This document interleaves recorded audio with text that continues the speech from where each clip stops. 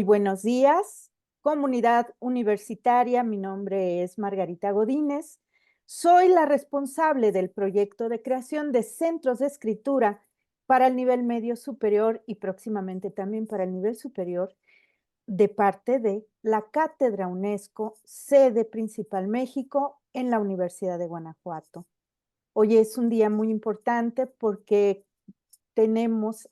contamos con la presencia de una persona, de una investigadora, una científica que ha tenido un fuerte impacto, una gran relevancia en el campo del lenguaje, del análisis del discurso, y pues es un honor tenerla aquí, doctora Adriana Bolívar. Muchas gracias por darnos este espacio.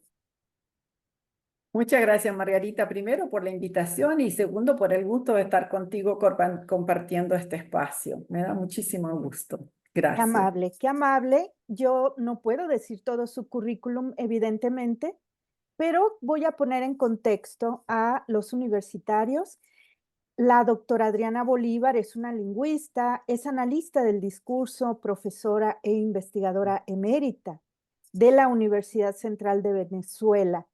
Ella es la fundadora de la Asociación Latinoamericana de Estudios del Discurso, ALED, junto con otros colegas de muy amplia relevancia en el continente.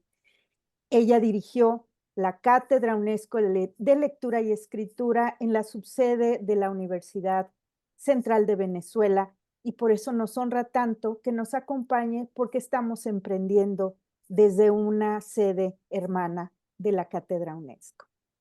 Así que, doctora, para comenzar, ya que dije que usted es una precursora de los estudios del discurso en Latinoamérica y fundadora de asociaciones de tanta relevancia e influencia continental como la Cátedra UNESCO para la Lectura y la Escritura, ¿nos quisiera decir cuál fue el origen, el propósito de este proyecto del que hablamos?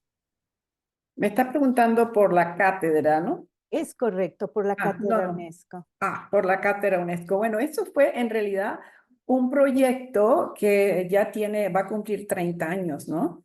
Y ha estado a cargo de María Cristina Martínez, de Colombia, con el apoyo siempre de Elvira Arnú, de Argentina, y de Giovanni Parodi. Es decir, la cátedra se fundó en estos con estas tres grandes, digamos, potencias en el campo de la lectura y la escritura, y yo participaba como digamos, representante de Caracas o de la Universidad Central de Venezuela en esto, ¿no? Fueron años que coincidió su crecimiento, su fundación con la fundación de ALED, la Asociación Latinoamericana de Estudios del Discurso, que se fundó en Caracas en el año, en 1995, imagínate, eso es historia antigua ya, ¿no? En el 95, con Ten Van Dyke, que fue digamos, el que tuvo la idea y yo que la puse en práctica, y allá llegó María Cristina Martínez, ¿no? También ella tiene que ver. Entonces hay una gran unión entre lo que es la LED y la cátedra, ¿no? Eso es muy importante decirlo. Así es que sí, ya van a ser 30 años de colaboración entre distintos países de América Latina, sí. Muy bien, doctora. Y al, al paso de este tiempo, ¿nos puede decir cómo evalúa usted el impacto que ha tenido la Cátedra UNESCO para la Lectura y la Escritura en nuestro continente? Bueno, el impacto ha sido increíble porque es Cátedra UNESCO para la Lectura y la Escritura para el mejoramiento de la calidad y equidad de la educación. Por lo tanto, el impacto ha sido fundamentalmente en la educación, pero también en los estudios del discurso, porque ha trabajado con toda clase de géneros discursivos, con distintas disciplinas científicas, distintos métodos, distintas formas de aproximarse a la lectura y la escritura.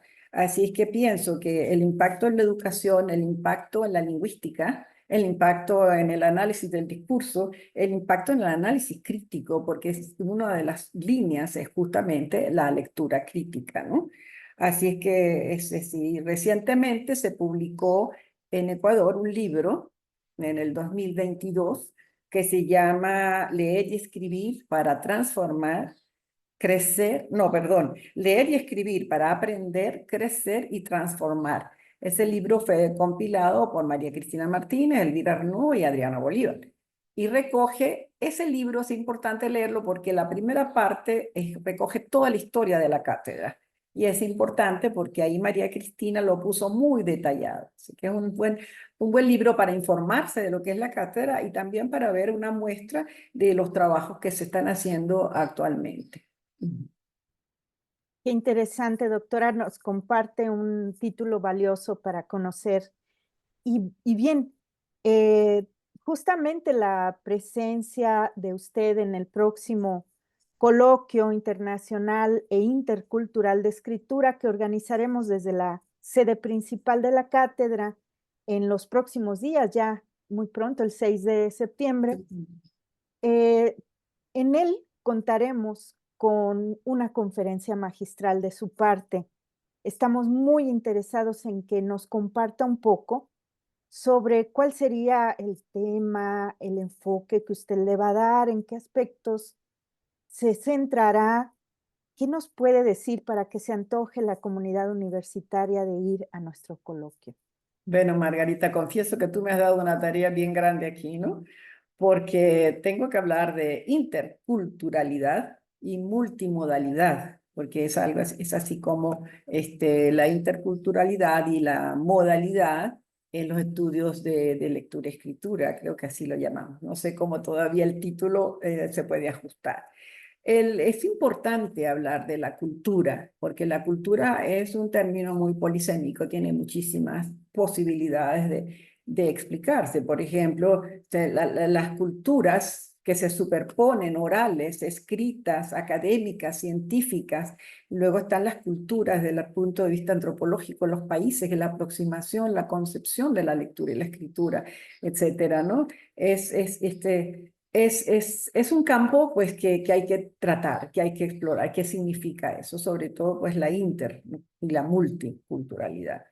Y luego pues la multimodalidad es algo que se ha trabajado desde los años 30, pero ha tenido un boom, un impulso increíble en los últimos años, sobre todo en el campo de la lectura y la escritura, ¿no? Porque ya no se trabaja solo con la palabra oral y escrita, sino con múltiples símbolos o signos que confluyen para crear significado. Entonces ya empezamos con los diagramas y con las fotos, pero ahora vamos mucho más lejos, incluso estamos llegando hasta la percepción, el sonido, o el sonido, lo visual, hasta los olores se toman en cuenta, ¿no? A sabores, todo. Yo estoy ahora trabajando un poco ese tema, viéndolo, y es increíble el trabajo que hay. Y en Latinoamérica hay muchísimos avances, también en la formación de profesores en la multimodalidad, porque es algo que nos cayó de repente, ¿no? Y no es sencillo, no es sencillo, porque hay que tener la mente abierta para convencerse de que hay que ver el significado más allá del blanco y negro que está en el texto, ¿no? Y pienso que sí es importante. Es un campo fascinante para mí, creo que es fascinante, pues trabajar desde esa perspectiva más amplia, ¿no? Que ya no sea solo el texto escrito. Así es, de hecho, nuestros jóvenes se comunican ahora por reacciones, emoticonos, Mm, avatares, y ellos sí. hacen uso de esos medios distintos a la palabra para Mm. comunicarse, expresar. Y hablando de los jóvenes, doctora, nuestra entrevista será vista, por toda la comunidad universitaria, pero también por un nutrido grupo de jóvenes estudiantes, sobre todo de nivel medio. ¿Qué le diría usted a esos jóvenes y muy especialmente a las mujeres que desean ser investigadoras?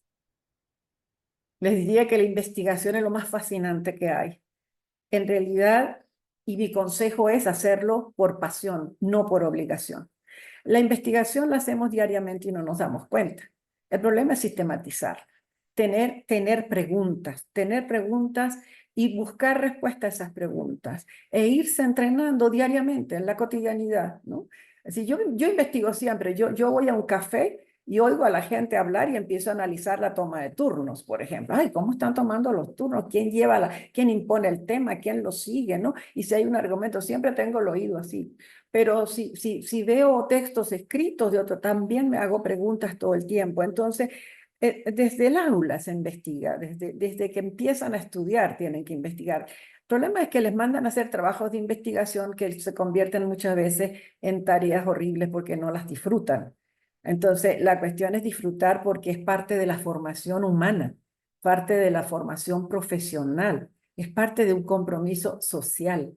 Se investiga porque uno tiene un compromiso social. ¿Por qué investigamos nosotros lectura y escritura?